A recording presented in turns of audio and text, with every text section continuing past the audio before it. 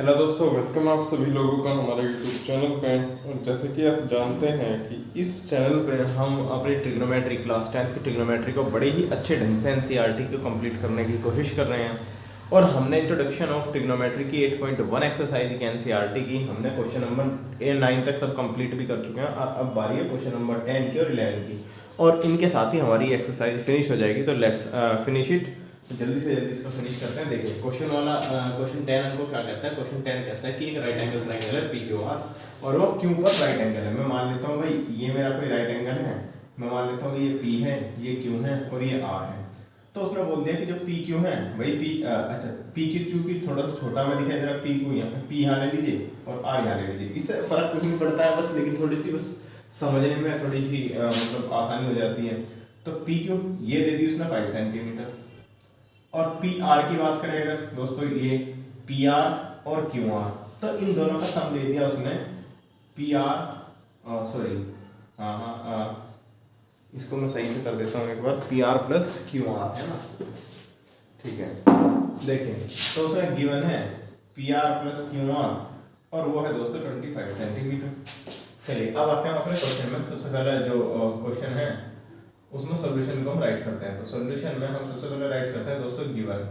तो गिवन क्या है, हमें गिवन है कि भाई पी क्यू तो 5 सेंटीमीटर है, और P R plus Q R is equal to 25 centimetre है ना।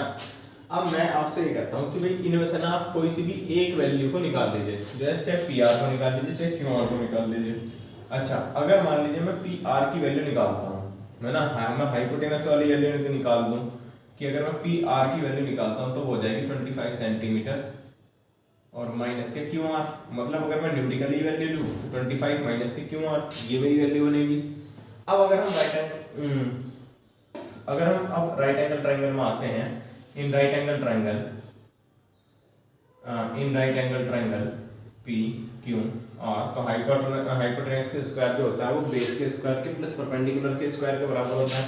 मतलब पी आर का स्क्वायर इक्वल होगा पी क्यू के स्क्वायर के प्लस में क्यू आर के स्क्वायर के। और हमने दोस्तों यहाँ से निकाल चुके हैं कि भाई पी आर की वैल्यू हमने यहाँ से निकाली कि भाई 25 माइनस के क्यू आर होगी, इसका स्क्वायर। पी क्यू की वैल्यू है पी क्यू की वैल्यू है 5 का स्क्वायर, और क्यू आर की वैल्यू है क्यू आर ई स्क्वायर। सही है, इसका ओपन करते हैं तो 25 का स्क्वायर प्लस क्यू आर का स्क्वायर और प्लस माइनस है तो 2 इंटू ए बी होगा, माइनस के 2 इंटू 25 मल्टीप्लाई क्यू आर और इज इक्वल टू 25 प्लस में क्यू आर का स्क्वायर। सही है, 25 का स्क्वायर होता है दोस्तों 625, क्यू आर का स्क्वायर ये तो ऐसा कैसे ही रहेगा, और 2 इंटू 25 माइनस क्यू आर मतलब 50 क्यू आर और इज इक्वल टू आ गया 25 प्लस क्यू आर का स्क्वायर। अब मैं क्या करता हूँ, इन सारी चीज़ों को मैं सेट किया था। तो देखिए सबसे पहले हम राइट कर लेते हैं क्यू आर का स्क्वायर, ये क्यू आर इस साइड आएगा तो माइनस के क्यू आर का स्क्वायर। सही है, ये माइनस का 50 क्यू आर हो गया, फिर दोस्तों प्लस का 625 और माइनस के 25 और इक्वल टू में 0। तो इससे ये खत्म, और हमें मिला 50 क्यू माइनस के 50 क्यू आर इज प्लस में 600। और अगर मैं माइनस के क्यू आर को उस साइड लेके जाता हूँ इस क्यू आर वाली वैल्यू को, तो प्लस की हो जाएगी, यानी कि 50 क्यू आर जो है वो इक्वल है 600 के। तो क्यू आर की वैल्यू आ गई दोस्तों, ये 50 है तो 600 अपॉन में 50, तो क्यू आर की वैल्यू आ गई दोस्तों 12 है ना भाई, 0 से 0 कैंसिल, 5 12 12 5 60। तो हमें क्यू आर की वैल्यू मिल चुकी है, ये 12 है, ठीक है। और अगर अब हम पी आर की वैल्यू निकालना चाहते हैं तो पी आर की वैल्यू हमारी निकल जाएगी। पी आर क्या हो गया दोस्तों, पी आर हो गया 25 माइनस के क्यू आर, यानी कि 25 माइनस के 12 यानी कि 13 सेंटीमीटर।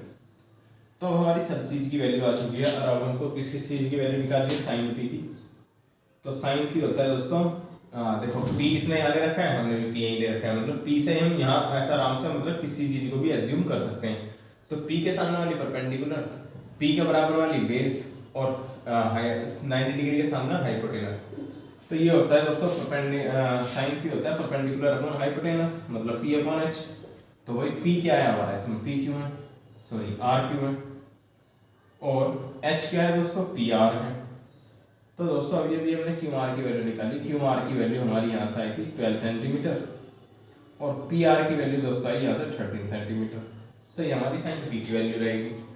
अगर कोस पी की वैल्यू निकालते हैं तो कोस पी की वैल्यू होती है बी अपॉन एच। बेस है अपना यहाँ पर पी क्यू और हाइपोटेनस है हमारा पी आर, तो ये हो जाएगा 5/13।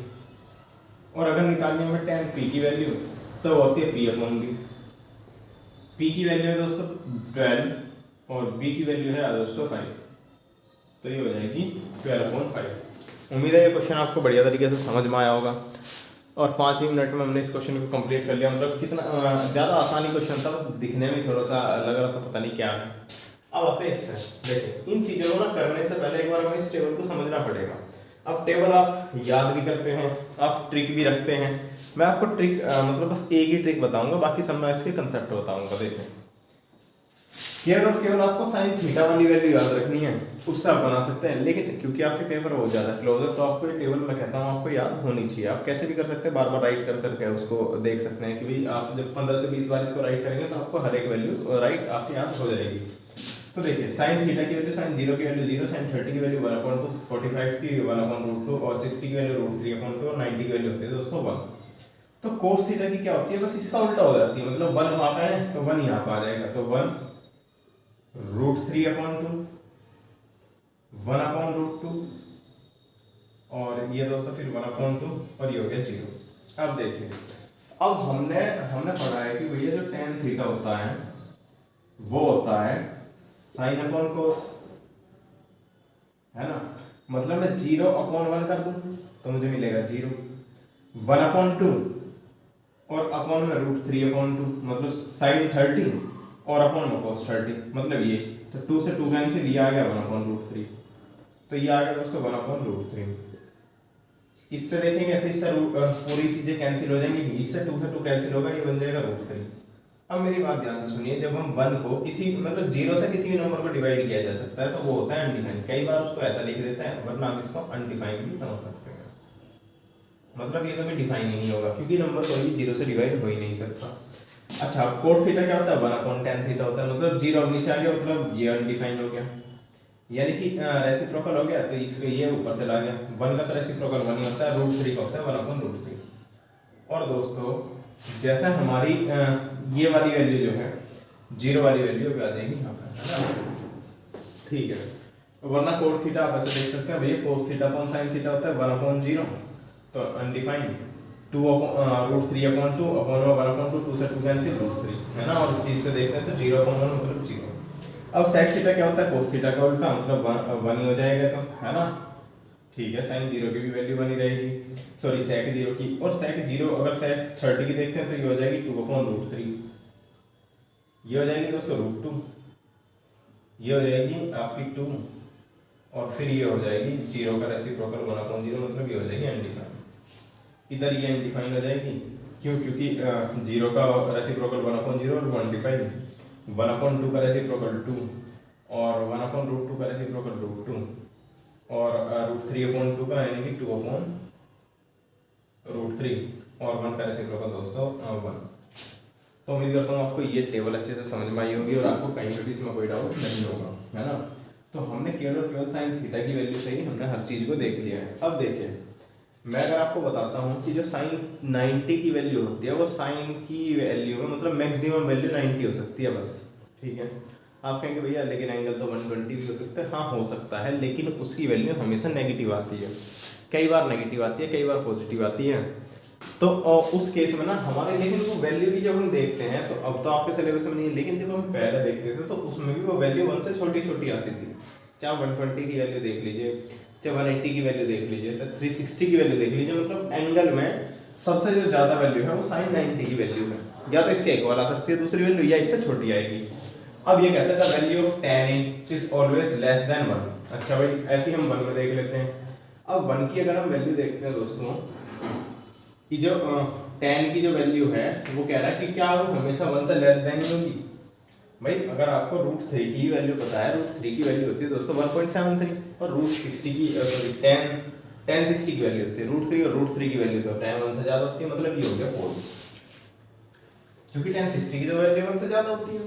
कहता है जो sec a है वो 12/5 होता है किसी भी वैल्यू के लिए a की। ठीक है भाई, आप देखिए 12/5 का मतलब क्या है। 12/5 का मतलब है कि भैया 2 पॉइंट समथिंग बनेगा, मानते हैं बात। देखो 1 है छोटा इससे, 2/√3 2 है, और अपॉन में 1.73 है। मतलब अगर आप इसको डिवाइड भी देते हो और ऊपर ये करते हो तो भी 1 पॉइंट समथिंग बनेगा, मतलब ये भी 2 से छोटा है। ठीक है, √2 की तो वैल्यू हम जानते हैं 1.414 होती है, और 2 जो है ये जो 2 है वो इसके इक्वल है। और इनफाइनाइट मतलब ये अनडिफाइंड है ना, इनफाइनाइट तो है ही नहीं। अब कहते हैं कि जो sec a है वो 12/5 हो सकता है। भाई नहीं हो सकता, सर 2 हो सकता है या फिर 2 से छोटा है, हमने देख लिया, मतलब ये वाला भी फॉल्स हो गया। अब आते हैं इस पर, कहता है cos a is the abbreviation of the used for the cosecant of angle a। कहता है कि ये जो ये है ना cos a एब्रिविएशन होती है, छोटी फॉर्म में राइट करना। भाई कोसेकेंट ऑफ ए तो ये होता है कोसेक ए हो जाएगा, मतलब ये होता है कोसाइन ऑफ ए, मतलब ये हमारा फॉल्स है। अभी तक तीनों फॉल्स आ गए। कहता है जो कोट ए है वो प्रोडक्ट है कोट ए और इसका, कोट का और ए का। नहीं भाई, ये जो कोट ए हम राइट करते हैं इसको हम ऐसा हम नहीं समझते हैं कि कोट जो है वो मल्टीप्लाई ए के साथ ना, हम इसको कहते हैं कि भैया ये कोटेंजेंट है ऑफ एंगल ए की, मतलब एंगल ए के लिए कोटेंजेंट वैल्यू है, मतलब ये वाला भी फॉल्स हो गया।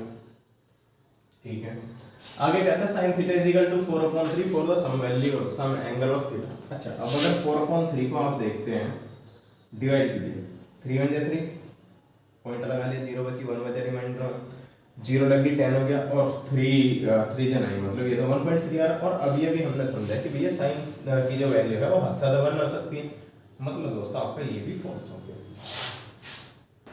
तो क्या होता है कि सारे के सारे हमारे इसमें फॉल्स आ रहे हैं, है ना। तो उम्मीद करता हूँ आपको ये वीडियो पसंद आई होगी। 12 मिनट में हमने सारी चीज़ों को अच्छे से बड़े अच्छे से समझ लिया है। अगर आप इस वीडियो को लाइक करते हैं, चैनल को सब्सक्राइब करते हैं और बेल आइकन को प्रेस करते हैं और इस वीडियो को शेयर करते हैं, तो शेयर करने से दोस्तों ये होगा कि आपके जो दोस्त हैं, फ्रेंड्स हैं, उनको भी ये वीडियो मिलेगी और वो भी इस चीज़ को समझ पाएंगे। मतलब 10 से 15 मिनट में ही ये 2 क्वेश्चन को बड़े ही अच्छे तरीके से कर लेंगे। अच्छा, दूसरी हेल्प, जब आप बेल आइकन को प्रेस करते हैं तो उससे हेल्प ये होती है दोस्तों कि आपको नोटिफिकेशन सबसे पहले मिल जाता है कि भाई क्या पता, कई बार ऐसा होता है कि बच्चों को डाउट होता है और वही वीडियो मान लो हम अपलोड कर देते हैं लेकिन बच्चों को पता नहीं चलता, तो बेल आइकन प्रेस कर लेते हैं, आप देख लीजिए भाई आपके रिलेवेंट वीडियो है, देख लीजिए, नहीं है छोड़ो, पता तो लग गया ना।